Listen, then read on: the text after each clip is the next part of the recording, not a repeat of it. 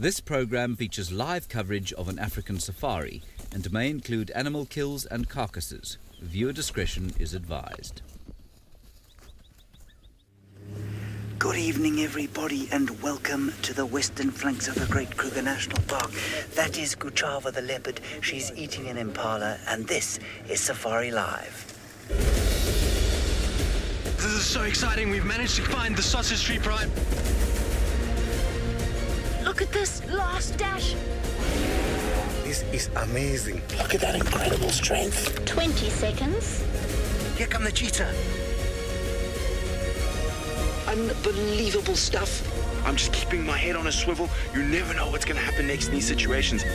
Standing by. Can you believe this?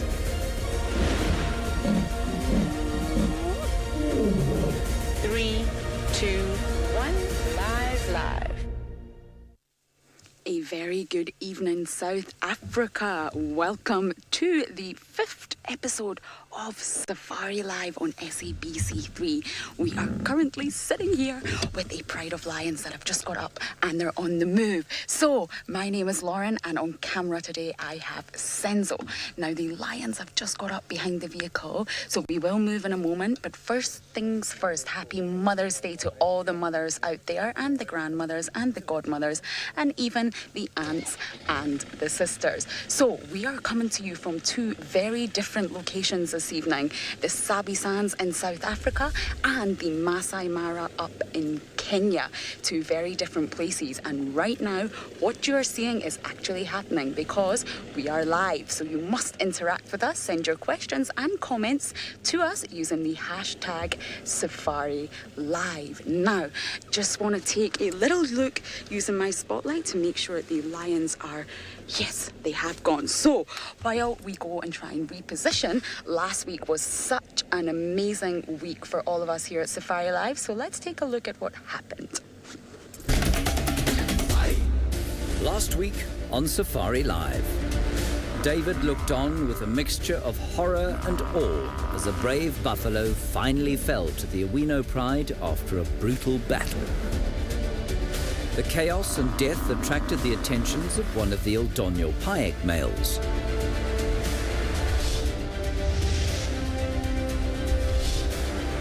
In the Western Kruger, Jamie was surrounded by junior Juma clan members, while Plonk played with a stinky toy.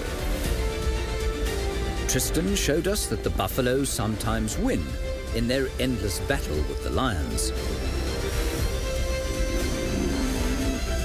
Tandi and Tlalamba gave us the runaround. Princess finally captured hunting from the sky. This is Safari Live. We managed to catch up with our lions. Now we're just going to quickly move out of the way of the road. The lions are on the move, and it is in fact the Torchwood pride, a pride that we're actually not too familiar with out here, and they were sleeping soundly right until now. They've obviously heard something and they are on the move. So we have 6. We're not on the move. One has decided to sit down, which is perfect. We have 6 lions, and who knows what they're going to do. We're going to take a short break, but please stay with us and see what all these lionesses are going to get up to.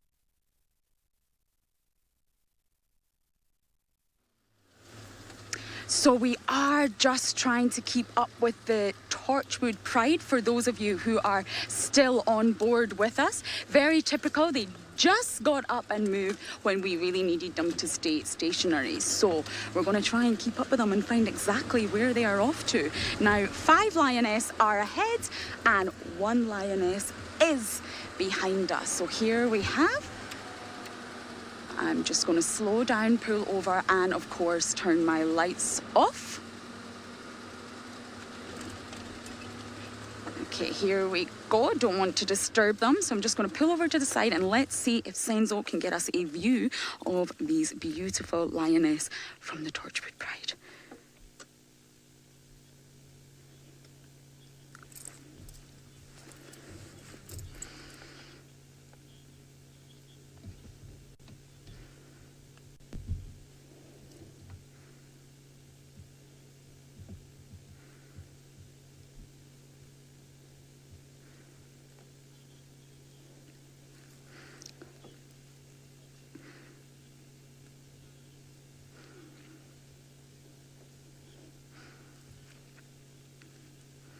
Welcome back live. Now we managed to catch up with our lioness. We actually have 5 on the move of this pride and 1 is indeed taking a little rest a little bit behind us. Now they're rubbing their cheeks on the hanging vegetation, which is sort of scent marking, rubbing those sebaceous glands, spreading their sebum onto the vegetation nearby. So hopefully we can keep up with them for the rest of the night and see what they are going to get up to. Now it is amazing that we have found a pride of lions on Mother's Day because of course prides of lions are all females and they are indeed fantastic mothers.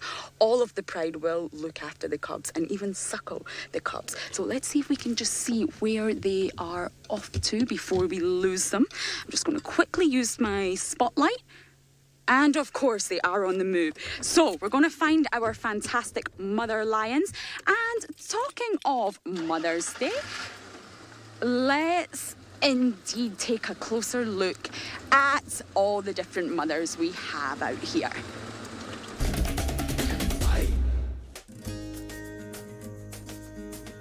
Every creature in nature has been blessed with a mother. Oh, the baby just kicked. Did you see that? For most African mammals, motherhood begins by giving birth in dangerous terrain.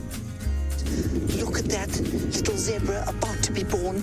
There's the head. Oh, you clever mare. Well done. It's born, everyone. It's born and it's alive and it looks fine. The new infant is helpless without his mother's protection and guidance. She must encourage him with his first steps and nurture his path into a scary and exciting new world. The first steps ever of this tiny baby impala. They are very wobbly. The pressures of motherhood are innumerable. That baby hippo is a matter of hours old. Look at him! From constant clamouring for food to endless demands for piggyback rides. Feeding babies is time-consuming and nutritionally expensive. Growing bodies and minds have enormous appetites which mums must stoically satisfy with love. As soon as mum tries to grab some shut-eye, Junior wakes up for playtime, often using the only tools available, the same tools that will become weapons in adulthood.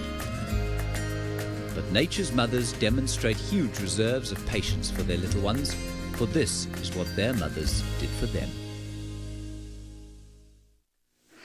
Aren't there many fantastic mothers out there in the animal kingdoms? And of course, lions are just one of them. Now, our pride, the Torchwood Pride, are moving off into the vegetation, so it might be a little bit trickier to keep up with them. Of course, lions do become more awake at night time. They are primarily nocturnal. So this is the perfect time for them to be active and possibly start hunting as the sun has set. Now, please do send in your questions. Mother-related questions would be fantastic today in honour of course, Mother's Day itself. So while we try and locate these lions and find out what they're up to, we're going to send you across to Jamie to say good evening.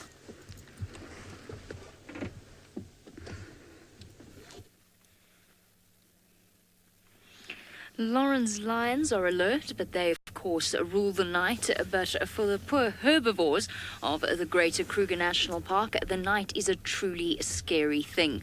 Fortunately, we're able to view them without disturbing them. My name is Jamie. Behind the camera is Craig, and we are sitting with a very alert herd of impala who just a few moments ago were alarm calling at something, presumably another leopard. So we've just settled in to see what they get up to. And what they're getting up to at the moment is being chased around by a male impala. So things are truly heating up. We have the opportunity to watch the impala using a thermal camera, which allows us to pick up on their body heat. And it's actually the way in which we've been keeping track of their movements. Perfect for these cold winter nights. And the problem with this breeding season at this time is, of course, that these impala get so distracted, particularly the males, they often fall prey to various predators out here. Now, in a few short months, we'll be expecting the birth of little impala lambs, as well as little wildebeest calves. And just a few months ago, Tristan experienced one mother's journey, or beginning of her journey, into motherhood. Now, welcome to this broadcast from South Africa. What you are seeing there is the start of a new life. So there's a wildebeest that is starting to give birth. This is one of nature's most incredible things, and it's not something you get to see every day. A birth is not something that just happens whenever we drive around, so it's worth just sitting and being patient and having a little bit of a look. It seems as though it's coming out a little further, although this might be a marathon effort for this poor wildebeest. It sometimes does take a while, like I say, and you see she's trying to just find a nice shady spot. At the moment, it's still quite far from the actual little one coming out completely. At the moment, we've just got the first hooves that have come out, and she's pushing. You can see that she's kind of contracting, and she's starting to try and kind of push as hard as she can. The problem is if there's a disturbance or if there's any sort of movement of the herd, she actually sucks it back in again. And the reason why she does that is because she doesn't want to lose touch with the herd too much. She wants to stay as close to the herd as possible so that they can help her look out for predators and any other signs of danger. So you'll find that, you see, it's actually going back in a little bit now, which is not ideal. I think it's safe to say that a moment like that stays with anyone for life. We're still with the impala, and this male is causing absolute chaos. He's herding the poor females round and round, but none of them want to go into the thicket. They're trying to duck away from him. They want to stay out in the open. Now, Mila, who is 6 years old, what a wonderful question. And on this Mother's Day, please encourage your kids to send through their questions as well. Mila wants to know how you can tell if an impala is a girl or a boy. Well, we're lucky with impala. They are one of the antelope where only the males have horns. So the ones that we're seeing at the front are the females, and then at the back, and he's right quite far back, so he is in the dark, is the male with his big horns, and they are full-sized, which tells us that he is over 4 years old. There are some young males in the group trying to stay away and not attract his attention, otherwise he will chase them away. So for some antelope, the males and females have horns, like the wildebeest with Tristan, but in the case of impala, it's only the male. Mister, you are causing absolute chaos and potentially making life very easy for the predators of the night. Speaking of which, Lauren's on the move. Let's find out where they're going.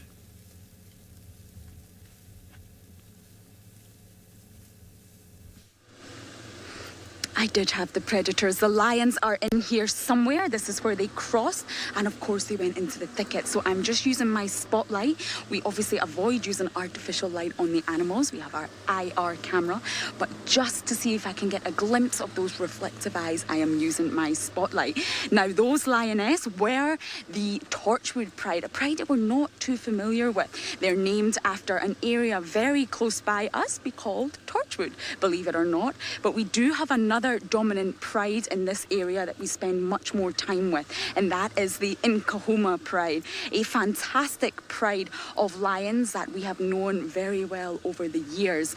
And unfortunately, very recently, the oldest lioness, it was nicknamed Nana, unfortunately passed away, which is very sad news. She was the oldest lioness of the pride, and she was found dead the other day. Now, we're not sure exactly how she passed away, but unfortunately, that is the sad news of the Nkuhumas. Now, of course, this is an area that is very much part of the Nkuhuma territory. So now that we have the Torchwood prides here as well, I do wonder if there potentially could be some conflict between these two prides of lions. They are ultimately territorial, so I do wonder what will happen between the Torchwood pride and the Nkuhuma pride if they both decide to stay around. So I'm just driving very slowly, trying to see if we can see our lions in here, because of course it's nighttime. It is the time for hunting, and you never know what they're going to get up to. You could see them listening, looking, and of course smelling for everything going on around them. Now, they are in here somewhere, so it is just a case of finding them. So again, we're going to take another short break, but don't go anywhere and come back to us with our lions.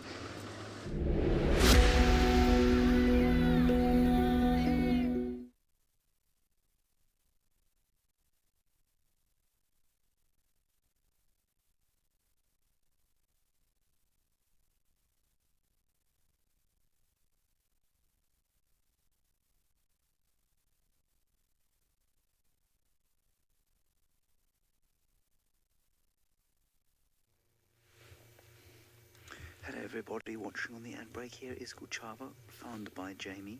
Very kind of her to do that for us.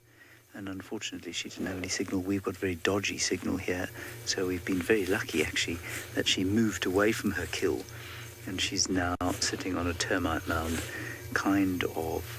I hope she's not going to move before we go back live.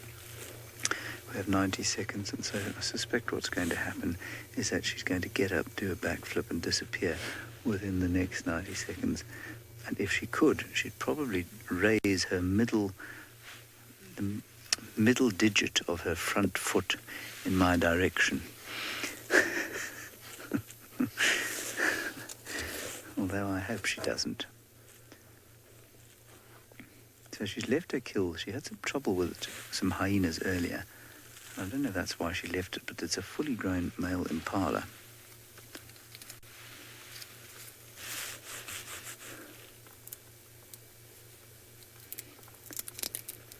I'm just taking some instruction.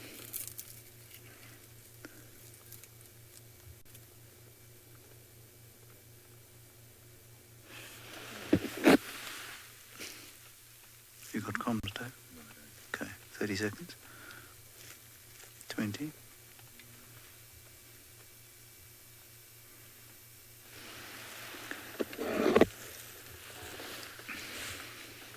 10.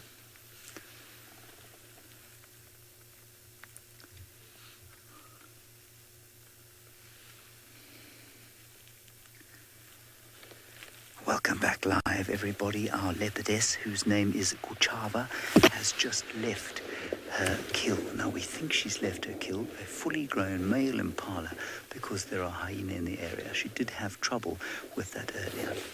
Now, Guchava, beautiful leopard that she is, and in fact I think she's probably the most beautiful leopard that I've seen around here, is in fact Queen Tandi's first princess. So she is the oldest remaining daughter of Queen Tandi. And she's a gorgeous looking cat, and she was a mother, and unfortunately she lost her cubs. And that's very common with these leopards. It happens all the time, unfortunately. But we're going to stick around with her and see what she does. We think she might be pregnant, we're not sure, so she could become a mother again. And remember, when these leopards do lose their youngsters, they almost immediately come back into estrus, or into season, if you don't know what estrus is, and they'll seek out the territorial male of the area, and in this case that's Tingana, and so she and her mother could have the same consort, if you can believe it, and so she could be a mother again fairly soon. which would be just wonderful.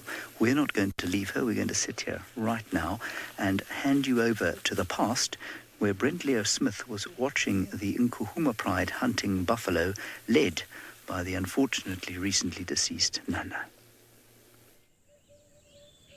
Welcome to the western edges of the Kruger National Park. We have lions and buffalo. The lions are looking to try separate a weak or young buffalo from the herd. My name is Brent Leo Smith, but we're going to go quickly back to the action. I've got Sebastian Rombi on camera with me. Now, there we go. Sometimes the buffalo will try chase the lions. This is a pride of lions known as the Nkuhuma Pride. We have lions and buffalo in an age-old standoff. There we go. And they've now, one buffalo bull has gone off a little bit away from the rest of the herd. And it's now got 1, 2, 3, 4 lions around it. There are more lions. And they're going to try attack it now.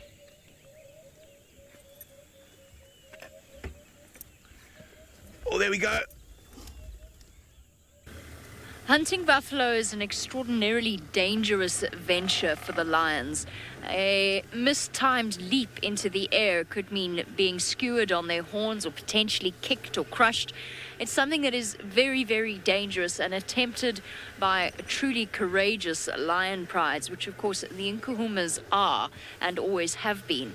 Now, of course, Lauren has told you, and so has James, that the oldest Nkuhuma lioness has died. I'm devastated. I've known her for 4 years. I've always found her to be a very special lioness. I have many memories attached to her. And seeing her daughter the next day calling desperately for her mother was absolutely heartbreaking. But she really has made an enormous contribution to that pride, and her legacy will live on. She has 2 almost fully grown sub-adult offspring, a young male and a young female, the young male almost approaching the point where he should disperse. So she really is, if we could term her the mother of the pride, I guess we probably would. Her experience has certainly helped them in several respects, especially where males are concerned. Now, she is such a special lioness that even before we realized that she had died, or that we heard about her death, we actually were planning on telling her story all along.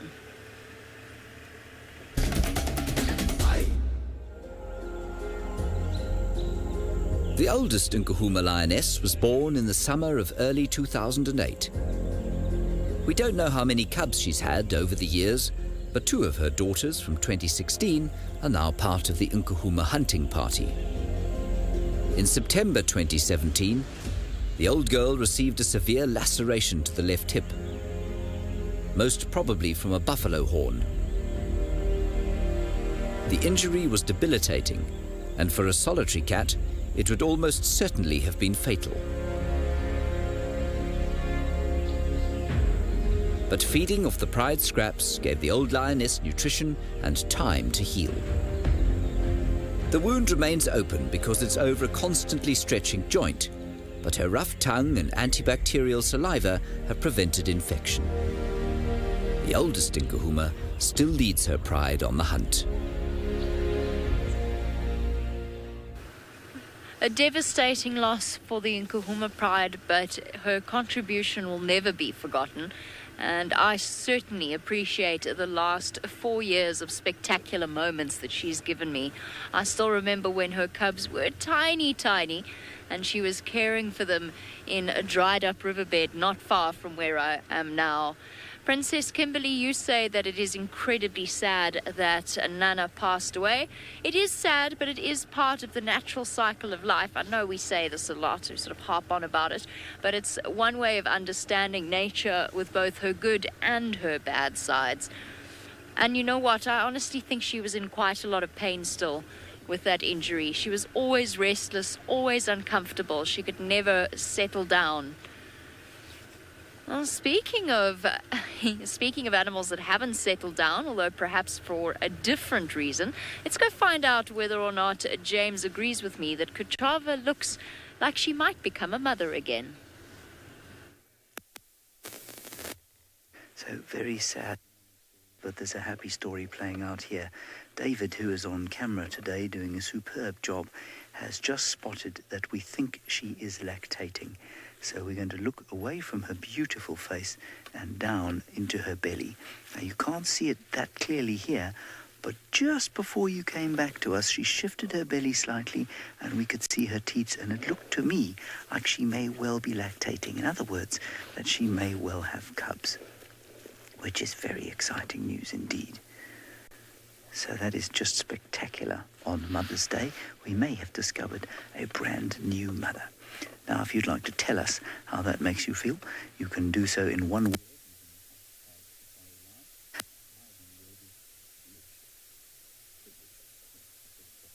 Time round. So wouldn't that be exciting to find her little...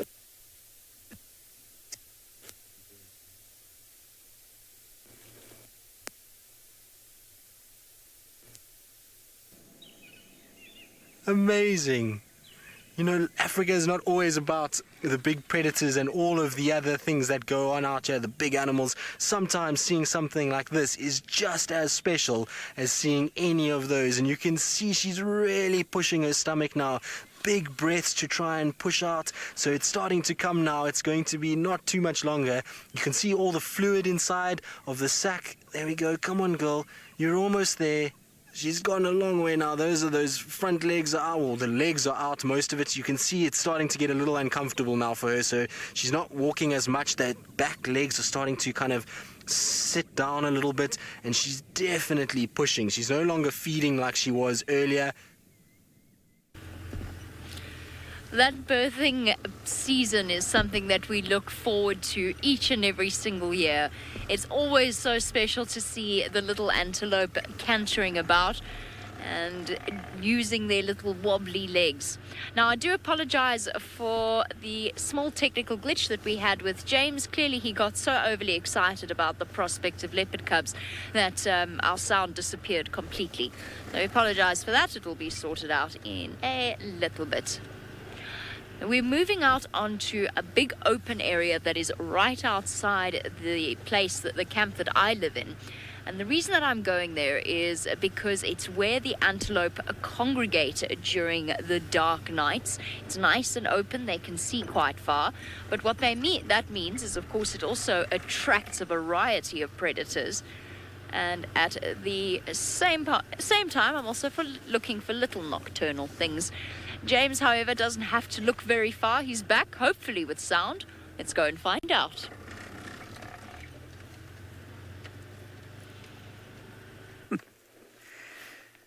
So sorry about that, everybody.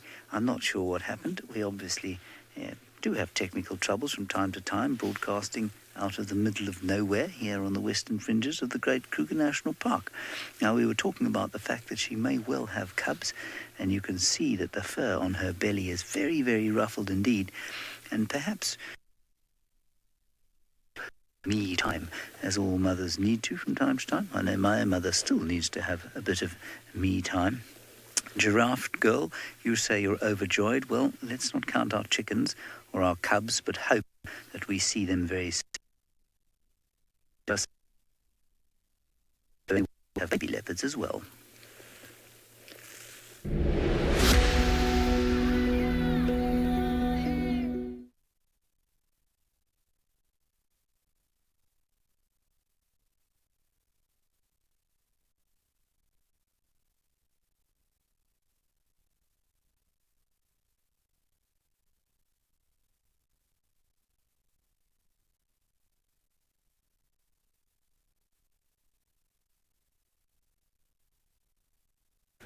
Alrighty, we're bumbling along on the western edge of quarantine. Those of you who know us well, you get the behind-the-scenes glimpse.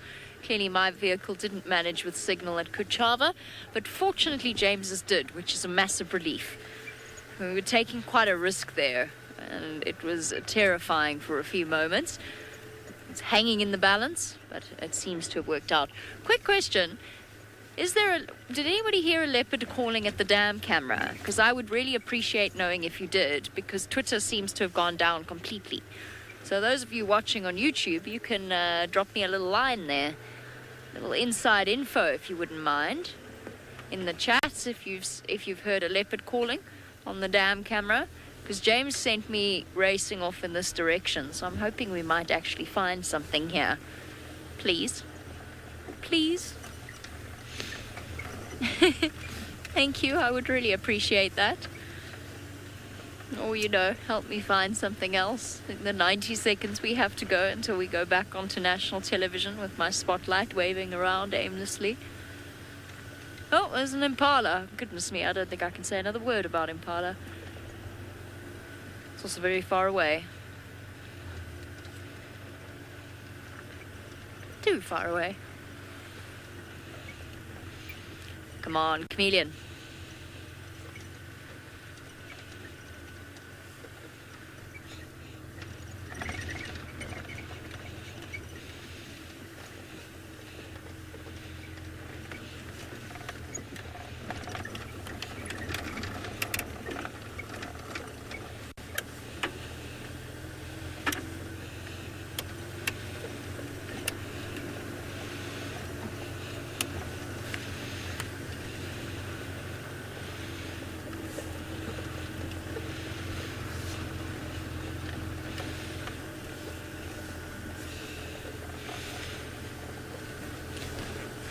Welcome back to your live safari, where you have the unparalleled opportunity to ask questions of the world's greatest, unbiased team of game drive guides on the planet. I am, of course, naturally biased. Remember that you can get hold of us using the hashtag safariLIVE on Twitter, and that we are coming to you live from a place called the Greater Kruger National Park, more specifically on the western edge, and we're trundling about in the icy cold night, and it really is, it's the coldest night that we've had so far, looking for all sorts of exciting things to show you. And it's not just about the bigger cats, we're also looking for the smaller things as well.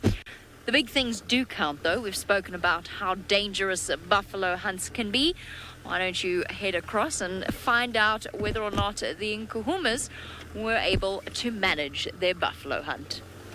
There we go, lion running after buffalo this side, just testing the herd. There's quite a lot of calves in this buffalo herd. Buffalo look like the ones behind us might chase the lion. And look at that dust and mayhem. Now the buffalo might come back and chase the lions. That's what's going to happen right here. Now the herd is going to chase that single lioness. But this is how lions hunt buffalo. Pandemonium, especially in the daylight like this, where there's not a lot of cover.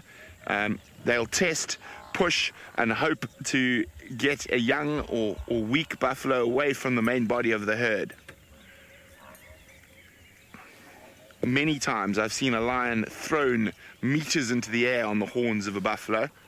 But look at this, isn't this cool? Look at that dust. Now this is why I love the dry season. You get to see incredible interactions between animals. This is a pride of lions known as the Nkuhuma pride, and they are expert buffalo hunters. But it is by no means over. Buffalo often win in the war against the big cats. Welcome back live. The incredible pride, and their hunting skills are also equally incredible. Now we are still searching for our Torchwood pride, who are here somewhere. It's just a case of locate them in the thicket in the dark, but we're not going to give up, because I can actually smell them. You have to use all your senses out here in the bush, and I can smell the lions. So we're going to stay stationary and have a look around for a minute, and while we do that, I'm going to send you across to James.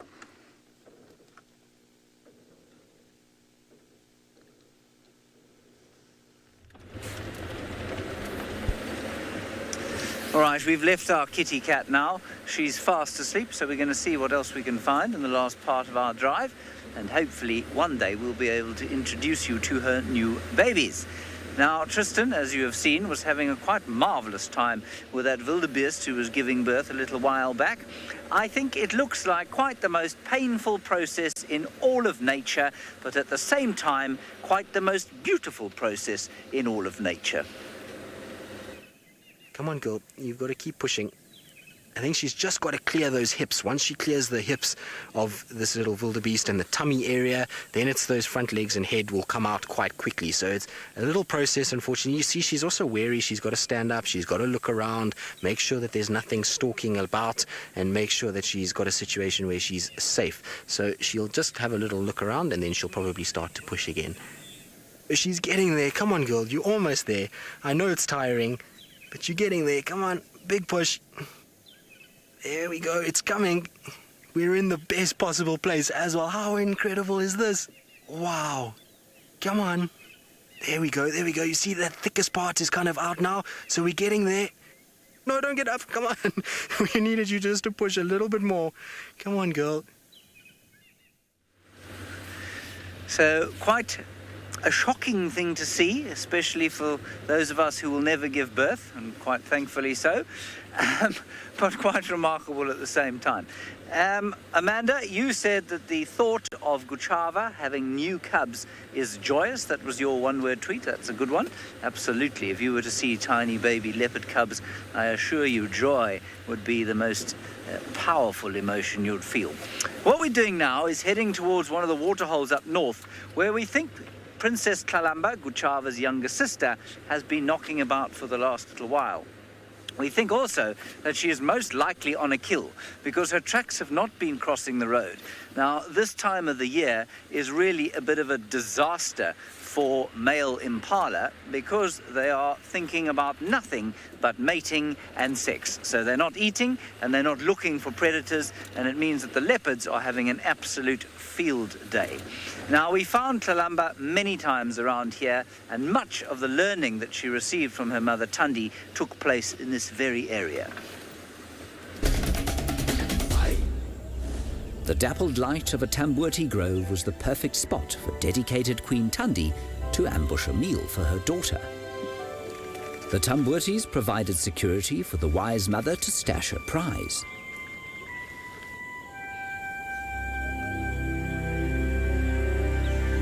Tlalamba had much to learn about delicate treetop table manners.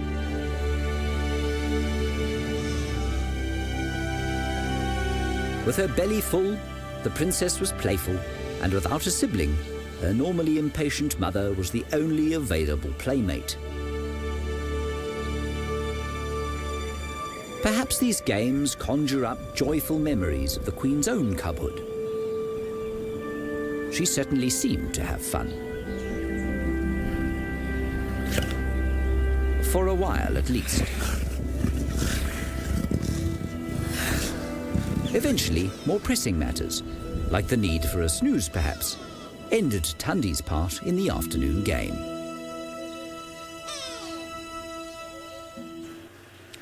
How utterly adorable is Tlalamba, or was Tlalamba. It's hard to believe that she is now all grown up and channeling her mother in a lot of ways. Earlier on in the week, she actually managed to catch a kudu. And although she didn't manage to get it high up into a tree, she managed to lift it up. And that kudu was definitely heavier than her. And she owes her success so far entirely to her mother and the lessons that her mother has taught her. I don't want to be overly optimistic, but I'm pretty sure I've just found leopard tracks in the road. I'm going to try and see if I can find a nice clear example. Obviously, tracking at night is slightly trickier than it is during the day. Oh no, he's gone off the road. No, he hasn't. There's leopard tracks on the vehicle tracks. The best example is probably around about there. It's very, very tricky to see at night. There-ish. There's a leopard track over there. Believe it or not, I promise you that mark that you're looking at in the dust there, there's a leopard track there. So I'm going to follow them because I think that there's a really good chance that we might actually find this particular leopard. I need to move quickly, so while I do, let's go across to James, who's managed to find something arboreal. We have found something smaller. It is a chameleon, and if you very much want to, you could call this chameleon Tlalamba, I suppose, and then we can say that we have found Tlalamba. Certainly not birthed by Tundi, this particular one. It came out of an egg. It is, of course, the flat-necked chameleon. And if you've ever been on safari, you'll know that the first time you spotted a chameleon or had one spotted for you, you were absolutely amazed that the guide managed to see this. And there are guides all over the Lowveld right now, sort of patting themselves on the back and being patted on the back by their guests. In actual fact, they are very easy to see at night if you have a spotlight, which we were using. And it's because they don't look that colour until you shine a light on them. That would be utterly impossible to spot, as you can see. But if you put a light on them when they've been sleeping, they are fluorescent. So they shine like a fluorescent green colour. Now, this very clever chameleon has woken up and disguised himself in the leaves. And that's why he's a little bit more difficult to see now. Isn't he a spectacular creature? Look at his eyes, looking at us, wondering why it is that he's on television on a Sunday evening. He thought he was just going to lie there and wait for the dawn, where he'd catch himself some further grasshoppers and other delicious insects. All right, we're going to leave this chameleon, head towards the waterhole, and hopefully we'll find Tlalamba. Please do not go anywhere at all.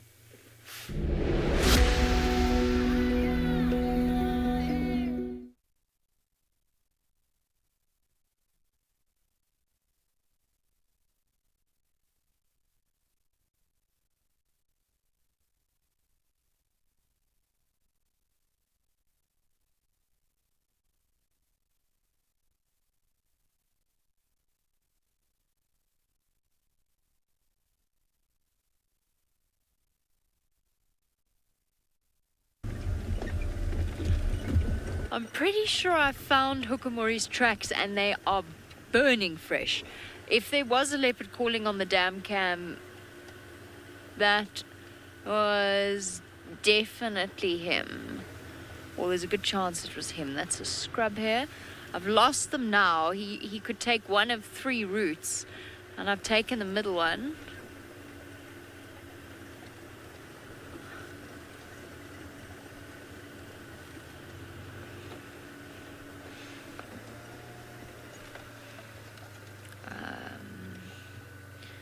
Sorry guys, I'm just going to concentrate a little. I don't think I picked the right fork. Hearing it on the dam cam. Let's go, Rebecca's. We can do this. Last minute leopard, we deserve it. We did so many good deeds today.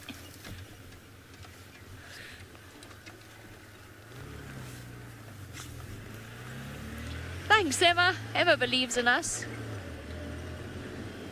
Maybe he walked down Rebecca's.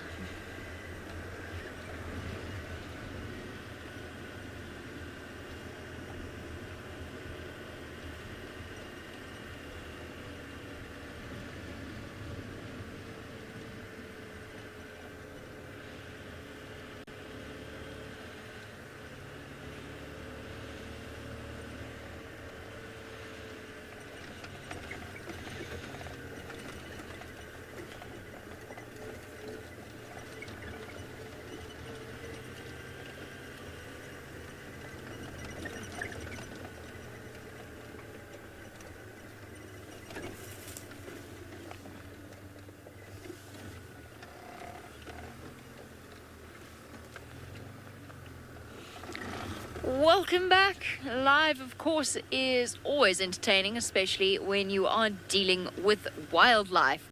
A little bit earlier on, I was following leopard tracks. I lost them.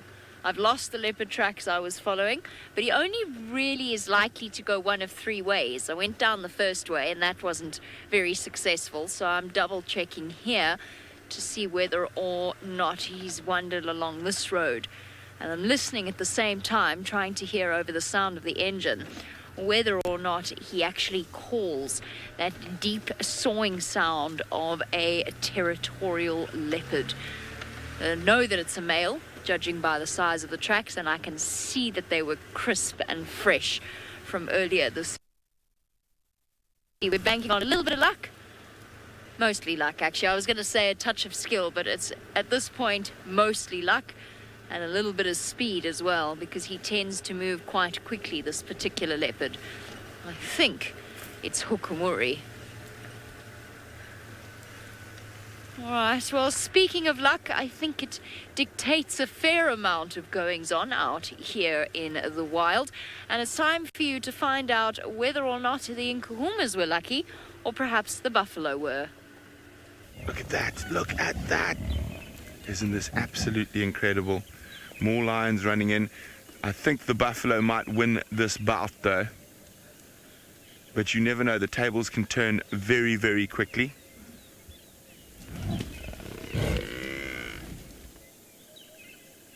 There we go, she's going after one. Oh, he just got away. Now the buffalo chasing back. So it is a game of patience and testing. It is a chess game. It's pushing, being pushed back. It is full-on battle. Look at that, look at that. Looking for the opportunity, looking for the first sign of weakness from the buffalo. There we go, he's still pushing the lions. Probably weighs around 700 kilograms. We've got these big buffalo bulls like this guy here. They are the main defenders of the herd, and they move to the peripheries when lions arrive, and they try to keep the cows and the youngsters inside the middle of the herd. Now, what the buffalo have as an advantage during the day is that as the temperature rises in the African savanna, the buffalo will win and be able to move off, because the lions do not deal with heat well. So every half an hour that they are able to keep the lions at bay is a greater chance that the lions will give up. Here we go, look at them coming right next to us now. Leopard girl. She is a mere less than a meter away from Sebastian. Looks like the buffalo have seen off the lions for now. As luck would have it, that time the buffalo were successful, and I imagine that if buffalo managed to remain calm and if they never panicked, I suspect the lions would have a much harder time of things. Last week, of course, David actually showed you that rather sad and quite, I would say, quite pitiful scene of the lions killing the buffalo up in the Masai Mara. But more often than not, believe it or not, the tables are actually turned and the buffalo do get away. And that applies to almost all hunts. The success rate of predators is relatively low, particularly the big cats. Out of all of them, the lions probably only manage 1 in every 12 hunts successfully. So 1 in every 12 results in a kill. But certainly experience helps, and Della, you say that Nana was a true leader of the Nkuhumas. I know she was. You would have seen her in that clip with Brent. You would have seen her walking past his vehicle back when her injury was still very, very fresh. And the resilience of that lioness to walk around with a chunk of flesh missing about that big was unbelievable and inspirational in her own way. The animals are so tough out here. She really was a special cat. And I am sad. If she hadn't been injured that way, I wonder if she wouldn't have had another 2 years left in her. Oh, I don't want to get too morbid on a Sunday evening. To cheer you up, let's see where he is.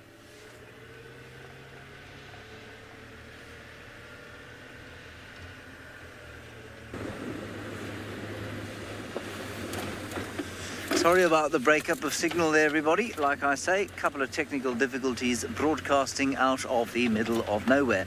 It is a very sad story, that of Nana, but it's actually a happy one as well, because she was an old lioness. She was a wonderful mother. She gave birth to many cubs. Some of them headed off and became successful males elsewhere, we hope. and she's still got an extant son who will probably go off, hopefully, and become a successful male, and she's still got daughters in the pride. So yes, it's sad that she's gone, but it's an inevitable part of biology, really, the passing of life, and she leaves with her, or leaves behind, a tremendous legacy, both genetic and for us to look at. So I think she's done really well. Now, the most intimate experience you can have in nature, I believe, is that of watching the miracle of birth. There we go. There's the head. The head's out. Look. There we go. There it is. It's out. Well done. And there's a little ear flick. Did you see? The ear's flicking. The head is shaking. Look. Look at that. That is amazing. This little one is alive, so it's not a stillborn. It's kicking. Its head is shaking. Come on, little one. There we go. She's up. She's up. There we go. She's shaking her head. Oopsie. Come on, girl. You're almost there. A couple more pushes. But at least the little one is alive. That is so cool. Ferg, how amazing is this? Look, it's kicking. It's struggling, trying to get out. How amazing. There we go. Come on. There we go. It's down. It's out. It's out. There we go. Well done, girl. Well done. That is amazing. How epic is that? So she's managed to do it. It's a marathon 2.5-hour stint that she's managed to push that little baby out. But there it is. It's wobbly. It's alive. It's breathing. But isn't this incredible? It's not even been 3 minutes and it's already got the strength to push onto those front legs. Look, it's almost up. That is incredible. Come on, little one. You're almost there. It's going to be a bit wobbly. There's going to be a few tumbles and falls, but this is amazing. The strength in this little baby to be standing and the instinct to kind of get up and to try and move as quick as possible. Up you get. There we go. There we go. There we go. Oh, almost, almost. There we go. Come on, little one. Oh, we're almost there. Considering that you are less than 10 minutes old, you are doing a fine job, little one. Hold on. There we go. Balance. There's a little umbilical cord. It doesn't get any better than this. We do have the best job in the world. To watch this and to be a part of this and have this go is just the most incredible moment ever. It continues. Just listen to this for a second. Of course, because I said that, he stopped doing it. Now, Tristan got to witness the birth of a wildebeest, and now, several months later, it is time for that cycle to all start once again.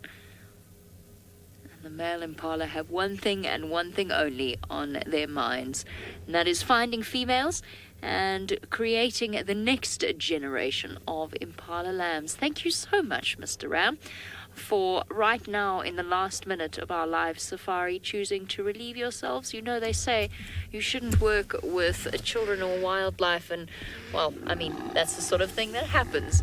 Now, remember, a happy Mother's Day to all of the spectacular women in South Africa. Thank you for all you do. Thank you for all that you have given us. And we hope that you have enjoyed a safari or game drive experience on a Sunday evening. We know that, of course, we have enjoyed taking you. Now that brings us to the end of this live safari. Remember that we will be back next week, same time, same place on SABC3. All that remains for me to say is thank you for all of your questions and comments. Thank you for joining us, and a very happy Mother's Day to all you mothers out there.